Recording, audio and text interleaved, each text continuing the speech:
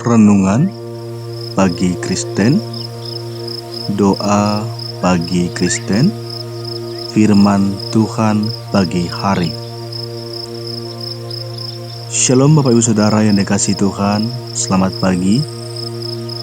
Kita kembali di dalam renungan firman Tuhan dan doa Kristen Official. Pada kesempatan pagi hari ini syukur bagi Tuhan, karena memberikan kita kesempatan kekuatan. Tuhan menjagai kita, Tuhan melawat kita, Tuhan menyertai dan melindungi kita. Sehingga pada kesempatan pagi hari yang indah ini, kita boleh datang kepada Tuhan, mau berdoa dan menikmati renungan pagi dan menikmati firman Tuhan pagi hari. Bapak Ibu Saudara yang dikasihi Tuhan, sebelum kita masuk dalam renungan pagi kita, mari kita berdoa. Segala pujian, syukur, hormat, kemuliaan bagi nama Tuhan. Bagimu Tuhan segala yang terbaik yang ada di bumi dan di sorga. Keagungan, kemasyuran, puji-pujian, korban syukur kami di pagi hari ini. Kami datang kepada Tuhan membawa seluruh hidup kami, membawa seluruh hati kami. Kami bersyukur untuk penyertaan Tuhan, untuk segala hal yang Tuhan perbuat dalam hidup kami, terkhususnya di pagi hari ini. Kami datang kepada Tuhan dengan ucapan syukur dalam doa pagi, dan menikmati renungan pagi dan firman Tuhan pagi hari ini.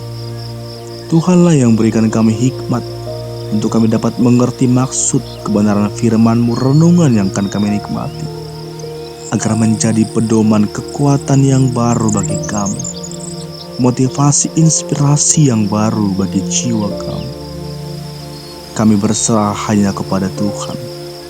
Kami siap menikmati, kami siap santap renungan pagi hari ini. Dalam nama Tuhan Yesus Kristus, kami telah berdoa. Amin. Shalom Bapak Ibu Saudara yang dikasihi Tuhan Yesus Kristus. Kasih kemurahan Tuhan yang menyertai kita pada kesempatan pagi hari ini, sehingga kita boleh datang kepada Tuhan dengan ucapan syukur lewat doa pagi, dan menikmati renungan pagi Kristen saat ini juga. Bapak Ibu Saudara dikasihi Tuhan, kita akan belajar dari kebenaran firman Tuhan. Tema atau judul renungan pagi Kristen hari ini yaitu Tuhan dekat dengan orang yang hancur hati. Kami ulangi kembali, Tuhan dekat dengan orang yang hancur hati. Bapak Ibu Saudara dikasihi Tuhan Yesus Kristus, kesulitan hidup adalah bagian yang takkan pernah terpisahkan dari kehidupan kita. Namun sebagai orang Kristen Bapak Ibu, kita memiliki harapan dan keyakinan terus-menerus bahwa Tuhan selalu menyertai kita. Bahkan sekalipun di tengah-tengah badai kesulitan, hidup yang berat datang menghampiri kita. Bapak Ibu Saudara yang dikasihi Tuhan, dalam firman Tuhan, Mazmur 34 ayat 18 berkata, Tuhan dekat dengan orang yang hancur hati dan menyelamatkan orang yang remuk jiwanya. Dalam Yohanes 14 ayat 27 juga berkata, Aku akan memberikan damai sejahtera di dalam hatimu, sekalipun kamu hidup di tengah-tengah kesulitan. Bayangkan Bapak Ibu Saudara dikasihi Tuhan, ketika remuk jiwa kita, ketika hancur hati kita, Tuhan dekat dengan kita. Seringkali Bapak Ibu Saudara malah terbalik. Orang mengira ketika datang persoalan, datang kesulitan hidup, Allah tidak peduli, Allah tidak mengerti keadaan kita. Allah tidak ada bagi kita untuk setiap masalah, kesulitan hidup yang datang dalam hidup kita. sehingga kita menjauh dan terus semakin menjauh dari Tuhan. Kita lupa untuk bersyukur untuk segala hal yang boleh Tuhan kerjakan dalam hidup kita. Firman Tuhan dalam Mazmur 34 ayat 18 berkata, Tuhan dekat dengan orang yang hancur hati dan menyelamatkan orang yang remuk jiwanya. Yang hancur hati, Bapak Ibu Saudara, dan orang yang remuk jiwanya. Berarti dalam keadaan hancur hati, dalam keadaan remuk jiwa kita, Tuhan ada bagi kita. Tuhan dekat dengan kita. Maka jangan pernah kita berpikir Allah tidak menolong kita. Kita berpikir Tuhan tidak ada di pihak kita. Sebelum kita sabar dan terus bertekun, kita tidak akan pernah melihat bagaimana pekerjaan Tuhan itu terjadi di balik semua keadaan tersulit dalam hidup kita. Maka bersabar, tekun, datang kepada Tuhan dengan setia, Bapak Ibu Saudara. Bersukacita, ada damai sejahtera dalam hidup kita apapun yang terjadi. Jangan sampai membuat kita berkurang cinta kasih sayang kita, percaya kita kepada Tuhan. Bapak Ibu Saudara dikasih Tuhan, dalam Yohanes 14:27 tadi berkata, Aku akan memberikan damai sejahtera di dalam hatimu, sekalipun kamu hidup di tengah-tengah kesulitan. Bayangkan Bapak Ibu Saudara dikasih Tuhan, Tuhan memberikan kita damai sejahtera di dalam hati kita, di dalam hati Bapak Ibu Saudara. Sekalipun mungkin Bapak Ibu Saudara mengalami atau berada di tengah-tengah kesulitan, firman Tuhan berkata dalam Yohanes 14 ayat 27, Aku akan memberikan damai sejahtera di dalam hatimu, sekalipun kamu hidup di tengah-tengah kesulitan. Di tengah-tengah kesulitan, bayangkan Bapak Ibu Saudara, ada damai sejahtera dalam hati kita, dalam hidup kita, dalam pikiran jiwa kita, mengalir oleh karena Tuhan. Berarti sungguhlah Tuhan tidak pernah meninggalkan kita. Justru kita yang mungkin kadang lupa, kita menjauh dan pergi dari persekutuan, pertemuan-pertemuan yang indah bersama dengan Tuhan. Bapak Ibu Saudara dikasih Tuhan, pada kesempatan pagi hari ini, Tuhan mendengar keluhan Bapak Ibu Saudara. Tuhan tidak pernah meninggalkan Bapak Ibu, bahkan ketika merasa ditinggalkan oleh semua orang, oleh keluarga, oleh istri, oleh suami, oleh anak-anak, oleh mertua, orang tua, siapapun Bapak Ibu Saudara. Ia mendengar setiap keluhan dan tangisan Bapak Ibu Saudara. Bagaimana iman di tengah kesulitan itu ada. Kesulitan hidup bisa menjadi kesempatan Bapak Ibu untuk memperkuat iman kita semua. Tuhan ingin kita bergantung, kita bergaul karib padanya, dan percaya bahwa Ia memiliki rencana yang terbaik. Bukan hanya sekedar baik Bapak Ibu Saudara, tapi yang terbaik dalam hidup Bapak Ibu Saudara. Ada rancangan, ada rencana yang terbaik. Bahkan Tuhan juga memberikan damai sejahtera dalam hidup kita. Meskipun kita hidup di tengah-tengah kesulitan, ada datang badai hidup silih berganti, Tuhan memberikan damai sejahtera Bapak Ibu Saudara yang melampaui segala akal.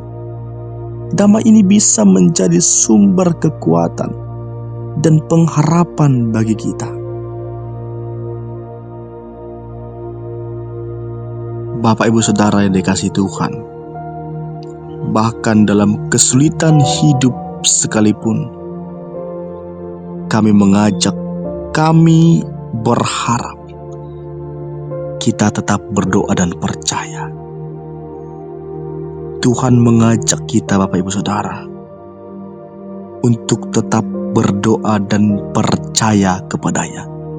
Meskipun kita tidak melihat jalan keluar yang jelas, Meskipun banyak orang yang mungkin tidak menyukai cara kedekatan kita kepada Allah, yang berkata kita terlalu rohani, kita terlalu begini, terlalu begitu, terlalu melebih-lebihkan, atau apapun perkataan yang datang dalam hidup kita, bahwa Tuhan bekerja dengan cara yang ajaib dan kadang-kadang tidak terduga. Tidak pernah kita pikirkan, tidak pernah kita bayangkan, Bapak Ibu Saudara.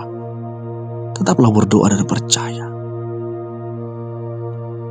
Kesulitan hidup, kesukaran hidup, badai hidup menjadi sebuah pelajaran dalam hidup kita, Bapak Ibu Saudara.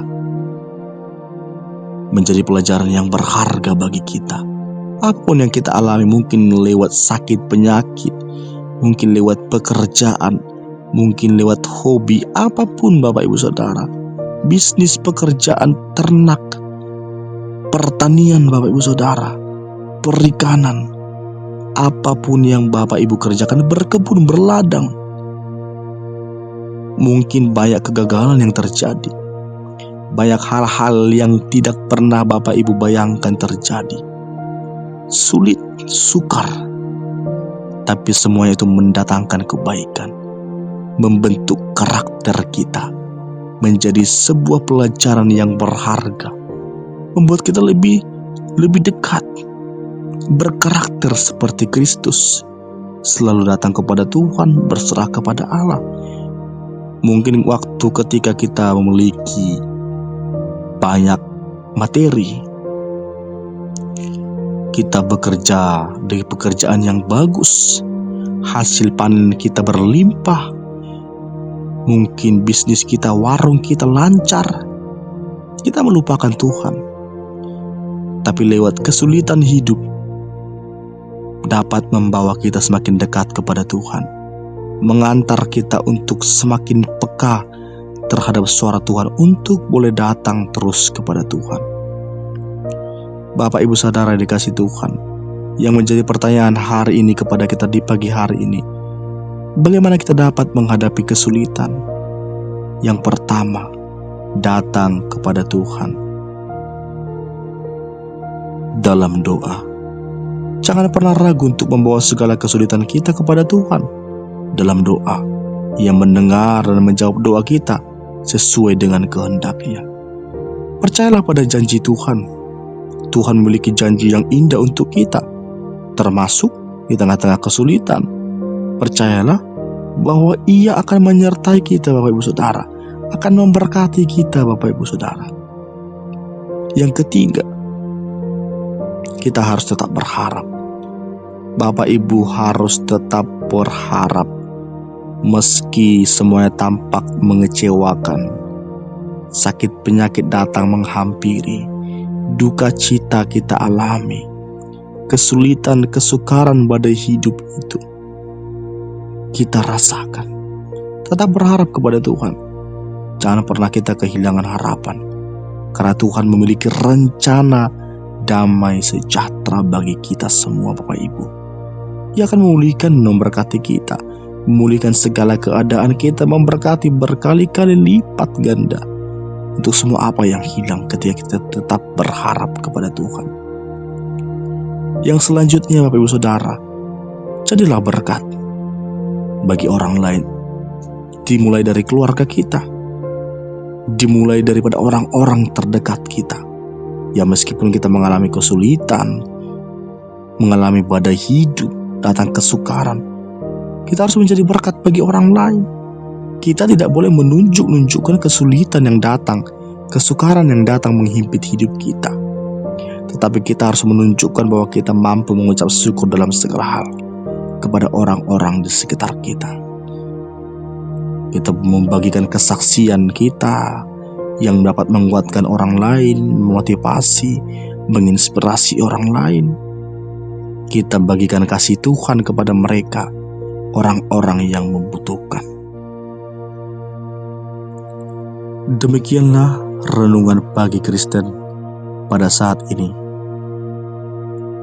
Sebagai penguat yang motivasi, menginspirasi, kami juga akan menambahkan firman Tuhan pagi hari.